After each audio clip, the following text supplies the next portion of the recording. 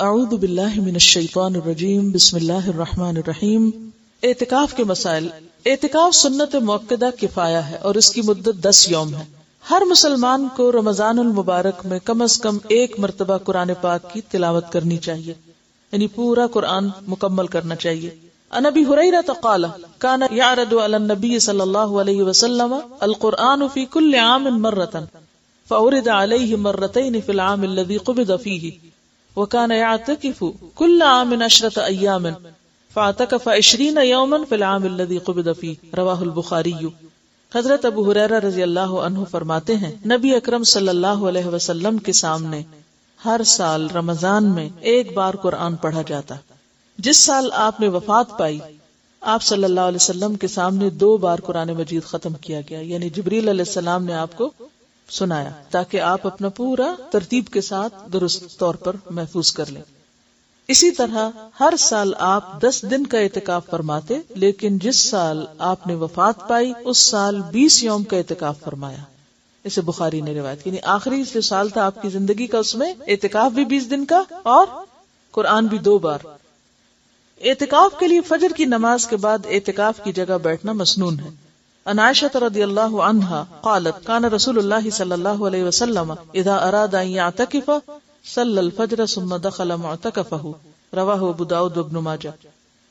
حضرت عائشہ فرماتی ہے کہ رسول اللہ صلی اللہ علیہ وسلم جب اعتکاف بیٹھنے کا ارادہ فرماتے تو فجر کی نماز پڑھ کر معتکف میں داخل ہوتے، یعنی رات کی عبادت کر کے اور پھر فجر پڑھ کے اپنی جگہ پر رہ جاتے۔ اعتکاف کرنے والے کی بیوی ملاقات کے لیے آ سکتی ہے اور اعتکاف کرنے والا بیوی کو گھر تک چھوڑنے کے لیے مسجد سے باہر جا سکتا ہے، یعنی اگر کوئی اور نہ ہو ایسا ذریعہ۔ ان صفیہ رضی اللہ عنہا قالت کان رسول اللہ صلی اللہ علیہ وسلم معتکفا فاتیتہ ازورہ لیلا فحدثتہ ثم قمت لانقلب فقام معی لیقلینی متفق علیہ۔ حضرت صفیہ فرماتی ہیں کہ رسول اللہ صلی اللہ علیہ وسلم اعتکاف میں تھے، میں رات کو نبی اکرم صلی اللہ علیہ وسلم سے ملنے آئی اور باتیں کرتی رہی، واپس جانے کے لیے اٹھی تو نبی اکرم صلی اللہ علیہ وسلم مجھے چھوڑنے کے لیے اٹھ کر کھڑے ہو گئے۔ اسے بخاری اور مسلم نے روایت کیا ہے۔ مردوں کو اعتکاف مسجد میں ہی کرنا چاہیے کیونکہ قرآن پاک میں آتا نا وانتم عاکفون فی المساجد۔ رمضان میں اعتکاف کے لیے روزہ رکھنا ضروری ہے، یعنی اعتکاف کے ساتھ روزہ شرط ہے۔ حالت اعتکاف میں بیمار پرسی کے لیے جانا، جنازے میں شریک ہونا، بیوی سے مجامت کرنا، بشری تقاضوں کے بغیر اعتکاف کی جگہ سے باہر جانا منع ہے۔ عن عائشہ رضی اللہ عنہا انہا قالت السنۃ علی المعتکف الا یعود مریضا ولا یشہد جنازۃ ولا یمس امرأۃ ولا یباشرها ولا یخرج لحاجۃ الا لما لا بد منہ ولا اعتکاف الا بصوم ولا اعتکاف الا فی مسجد جامع رواہ ابو داود۔ حضرت عائشہ رضی اللہ عنہا فرماتی ہیں اعتکاف کرنے والے کے لیے سنت یہ ہے کہ وہ بیمار پرسی کو نہ جائے، یعنی کوئی بیمار بھی ہو تو وہ نہیں نکل سکتا، جنازے میں شریک نہ ہو الا یہ کہ اسی مسجد میں کوئی جنازہ پڑھا جا رہا ہے لیکن وہ قبرستان تک نہیں جائے گا، بیوی کو نہ چھوئے، نہ اس سے مجامت کرے۔ اعتکاف کی جگہ سے ایسے ضروری کام یعنی قضاء حاجت، فرض، غسل وغیرہ کے بغیر نہ نکلے۔ اگر مسجد میں ٹوائلٹ نہیں ہے یا نہانے کی جگہ نہیں ہے اور نہانے کی ضرورت پیش آ گئی تو اس صورت میں صرف مسجد سے نکل سکتا ہے، یعنی جس چیز کے بغیر چارہ ہی نہ ہو۔ اعتکاف روزے کے ساتھ ہی ہوتا ہے اور جامع مسجد میں ہوتا ہے، یعنی یہ مسنون اعتکاف۔ عورتوں کو بھی اعتکاف کرنا چاہیے۔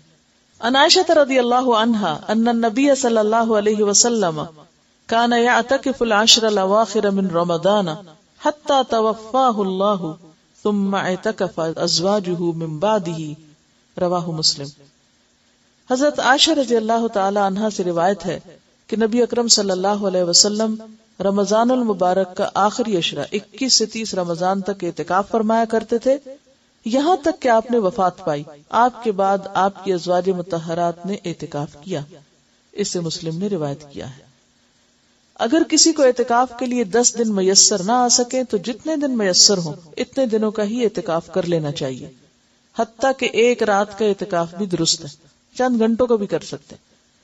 عن ابن عمر رضی اللہ عنہما ان عمر سأل النبی صلی اللہ علیہ وسلم قال كنت نظرت في الجاهلية ان اعتكف ليلة في المسجد الحرام قال اوفی بنذرک رواہ البخاری.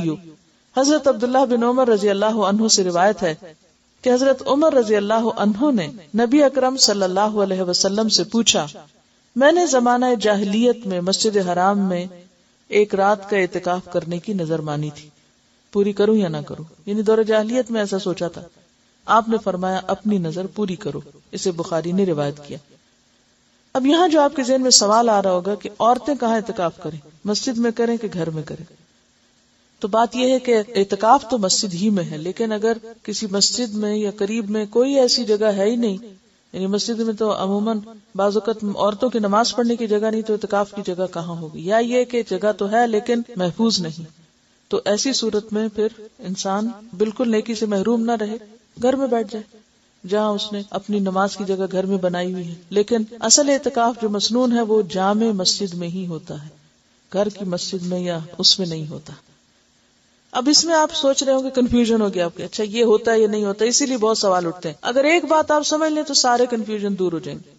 ایک ہے آئیڈیل سچویشن جو اصلی ہے، اور وہ کیا ہے؟ 10 دن کا اعتکاف روزے کے ساتھ جامع مسجد کے اندر، جس میں ساری شرائط پوری کی جائیں جو بھی بیان کی گئی، کہ باہر نہ جنازے کے لیے نہ ہی کسی اور ضرورت کے لیے، کہ مسلسل مستقل طور پر انسان وار. دوسری صورت یہ ہے کہ وہ کرنے کی، یعنی اس اعلیٰ درجے کی نیکی کی تو یا ہمت نہیں یا چانسز نہیں یا کوئی چوائس ہی نہیں یا کوئی فیسلٹی نہیں، تو اس صورت میں آپ کیا کریں؟ دن کم کر سکتے ہیں. اگر کسی کو کوئی ایسا شرعی عذر ہے کہ روزہ نہیں رکھ رہا، تو سوچتا چلو میں ایک جگہ بیٹھ کے عبادت کر لوں، مسجد میں نہیں تو گھر میں بیٹھ جائے. وہ پھر کیا ہے؟ کنوینئنس کا اعتکاف. ٹھیک ہے، تو کنوینئنس میں تو پھر آپ ایک دن کا کر لیں، گھر میں بیٹھ کے کر لیں، کھانا بھی پکا لیں اور آ کے اپنی جگہ پہ بھی بیٹھ جائیں، پھر وہ ایک دوسری صورت ہے. تو اس فرق کو اگر آپ پہچان جائیں تو سارے مسئلے حل ہو جائیں گے. یا تو آپ وہ اعتکاف کریں جو اصل اعتکاف ہے، جس کو اعتکاف کہا گیا، اور اگر وہ نہیں تو پھر جتنی دیر بھی کریں، کیونکہ عبادت ضائع نہیں ہوتی. یعنی یہ گھنٹے جو چند گھنٹوں یا رات کا ہوگا، یہ ضروری نہیں ہے کہ آپ عصر کے وقت کریں یا صبح کے وقت کریں، جب بھی موقع ہو. ہاں نیت کر لیں. تراویح کے لیے جب آپ جائیں تو اس وقت کی نیت کر لیں کہ میں اس وقت میں اعتکاف میں ہوں. بس اصل میں فائدہ اس کا کیا ہے؟ یکسوئی سے عبادت کرنا، یہ اصل مقصد ہے.